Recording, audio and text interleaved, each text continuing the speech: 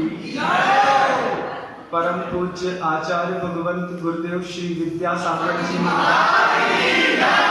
तीन कोटि 9 करोड़ बलिदासों की।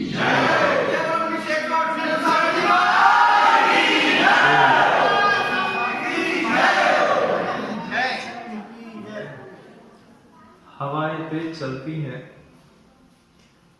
हवा को वायु भी कहते हैं और वायु का उल्टा युवा हुआ करता है, इसीलिए ये थोड़ा तेज चलते हैं, बाकी तो सब ठीक है। आगम ग्रंथों में सम्यक दर्शन की बहुत महिमा गाई गई है। जब भी कोई क्रिया करो एक ही बात आती है, सम्यक दर्शन है कि नहीं, सम्यक दृष्टि हो कि नहीं, सम्यक दर्शन को प्राप्त करो, सम्यक दर्शन का पुरुषार्थ करो। लोग सम्यक दर्शन को सिर में रखते हैं और उसी को प्राप्त करने के लिए बार बार पुरुषार्थ करते रहते हैं, लेकिन कोई सम्यक दृष्टि है कि नहीं ये कोई पहचान नहीं पाता। आचार्य भगवंतों ने ग्रंथों में लिखा है, सम्यक्तम वस्तुतः सूक्ष्मम केवल ज्ञान गोचर। आचार्य भगवंत कहते हैं कि सम्यक दर्शन इतना सूक्ष्म है कि वो सिर्फ केवल ज्ञानी बता सकता है कि तुम सम्यक दृष्टि हो कि मिथ्या दृष्टि है। कोई सामान्य सा व्यक्ति तो एक दूसरे को देख करके और उनकी क्रियाओं को देख करके भी नहीं बता सकता कि ये सम्यक दृष्टि है कि मिथ्या दृष्टि। जिनके पास सर्वावधि ज्ञान है, केवल ज्ञान है, वे सर्वावधि वालों से पूछो तो वो बताते हैं। उनसे पूछना पड़ता है कि मैं भव्य हूं कि अभव्य।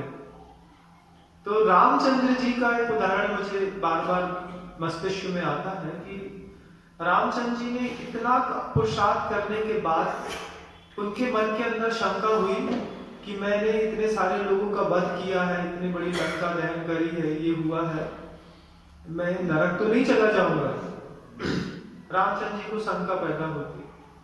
तो जैन दर्शन में जो पद्म पुराण है उसके अनुसार यहाँ पर चर्चा है। तो रामचंद्र जी आकर के सुब्रत केवली से पूछते हैं कि भगवान मैं भव्य हूं कि अभव्य। रामचंद्र जी का ये पूछना ये बताते हैं कि भले वो तदभव मोक्षगामी महापुरुष हैं, लेकिन उनको भी नहीं पता कि मैं भव्य हूं कि अभव्य। अब बात है सम्यक दर्शन की।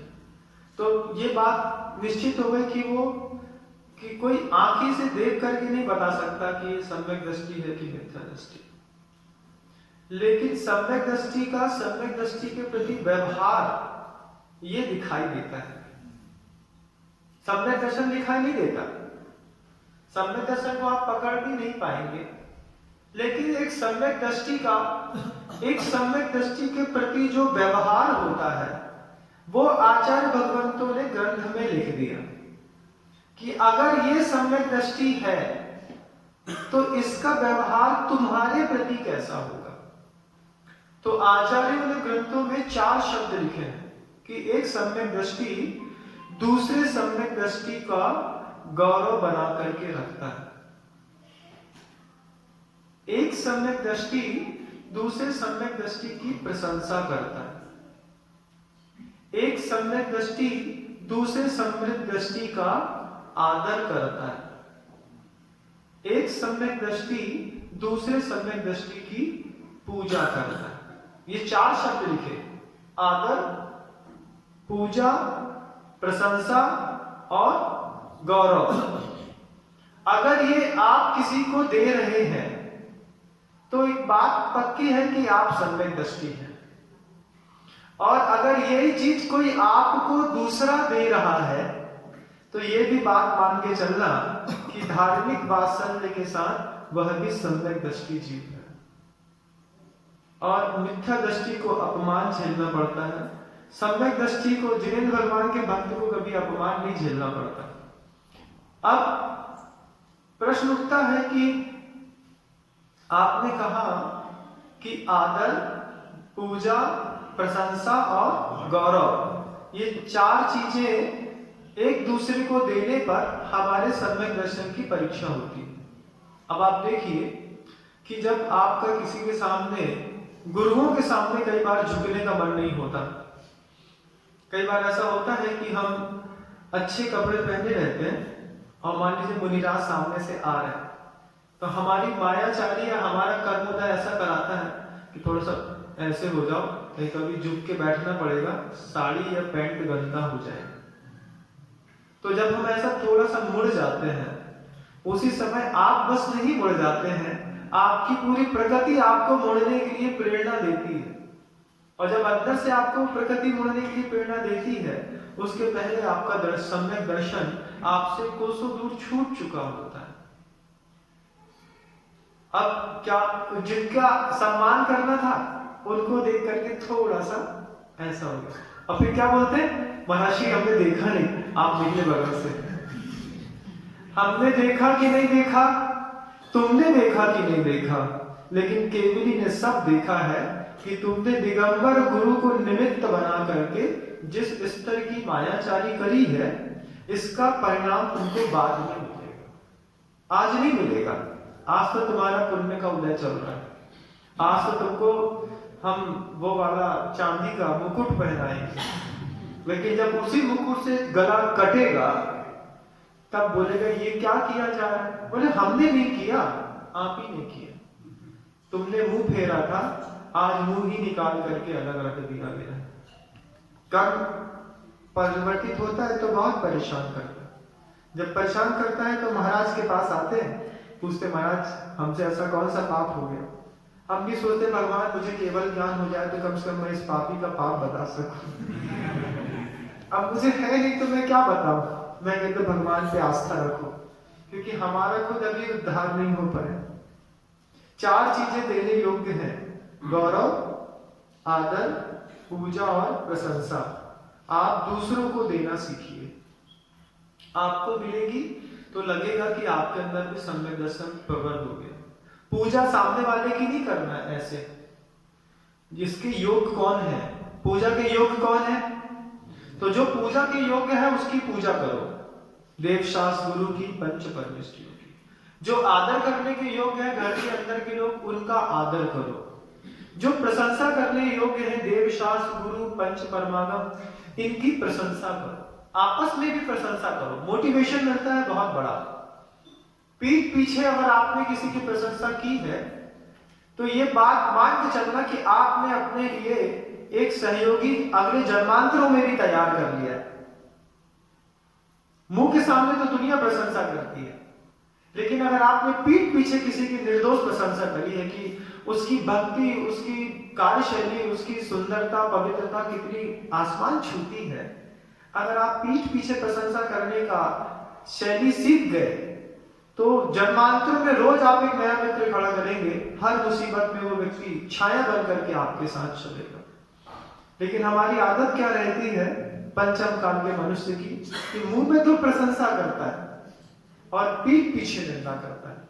जहां निंदा की जा रही है बस वहां पे अगर प्रशंसा आ जाए तो ये सम्यक दृष्टि की पहचान होती है। हमें अपने आदर, गौरव, प्रशंसा और पूजा, इन 4 शब्दों में अगर जिंदगी जी गए तो भी हमारी अगली पर्याय सुरक्षित हो जाएगी।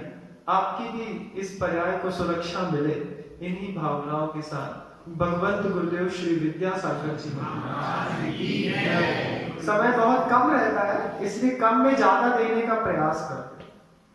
हम एक जगह गए, याद आ गया मुझे, प्रवास उस समय ठंडी में खुरई में था, तो किसी चौके में मेरा आहार हुआ, तो माँ जो थी, वो माँ बहने जो भी थी, तो उनमें एक ने रबड़ी गिलास में भर के लाई।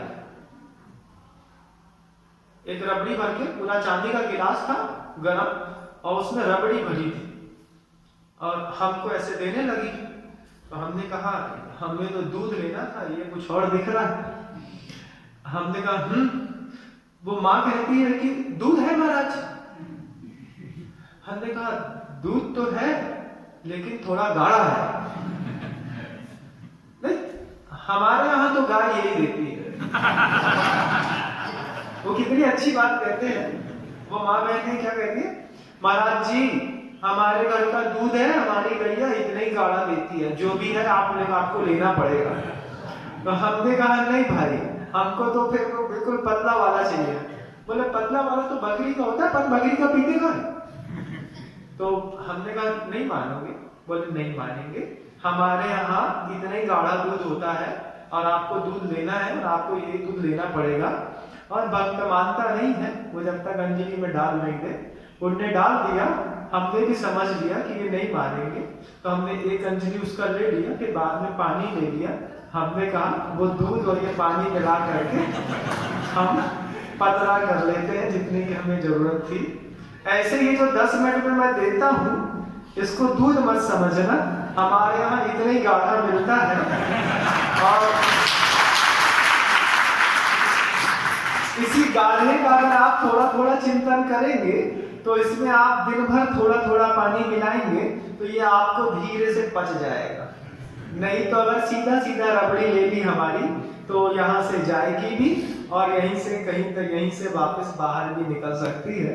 तो ये थोड़ी सी रबड़ी मैं 10 मिनट में देने का प्रयास करता हूँ कि श्रावक लोग इसमें अपने हिसाब से थोड़ा थोड़ा पानी मिलाते रहें और पी करके उसका आनंद लेते रहें।